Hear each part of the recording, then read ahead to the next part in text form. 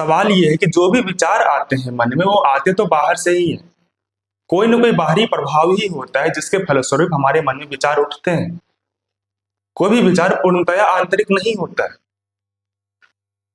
हर विचार का स्रोत कुछ न कुछ बाहर हो रहा होता है, वहीं पे होता है। तो करे क्या? और हम ये भी कहते हैं कि ये तो मन का नियम है। हाँ, ये बिल्कुल सही है कि ये मन का नियम है। मन पूरी तरह से बाहरी चीजों पर ही आश्रित होता है। मन का नियम ही यही है कि उसका अपना कुछ नहीं होता है। वो जो भी पाता है बाहर से ही पाता है। लेकिन आपसे ये किसने कह दिया कि आप सिर्फ मन मात्र हो? आपसे ये किसने कह दिया कि आपका अस्तित्व सिर्फ मन है? मन निश्चित रूप से गुलाम है।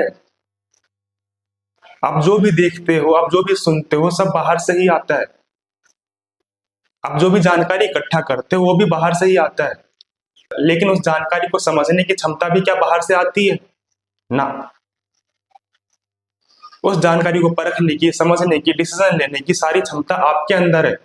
वो आप पे डिपेंड करता है। किसी भी जानकारी को समझना, बाहरी प्रभावों को एनालाइज करना, ये आपके ऊपर डिपेंड करता है। वो पूर्णतया आपकी है, आंतरिक है। प्रभाव तो बाहरी ही होंगे, पर आप बाहरी मत हो जाना। प्रभावों को आने दो बाहर से, बस आप अपने आप को बाहर से मत लाना। पर हम ऐसा नहीं करते। हम सिर्फ जानकारी बाहर से नहीं लेते हैं, हम निर्णय भी बाहर से ले लेते हैं।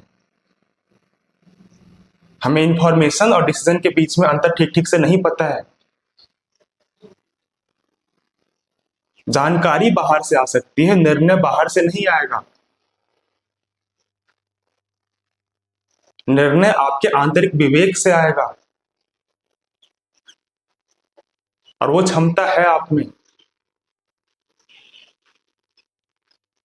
अपने विवेक से, अपने बुद्धि से, अपने आंतरिक ज्ञान से आप निर्णय सही ले सकते हो, और वो आपकी अपनी आंतरिक शक्ति है।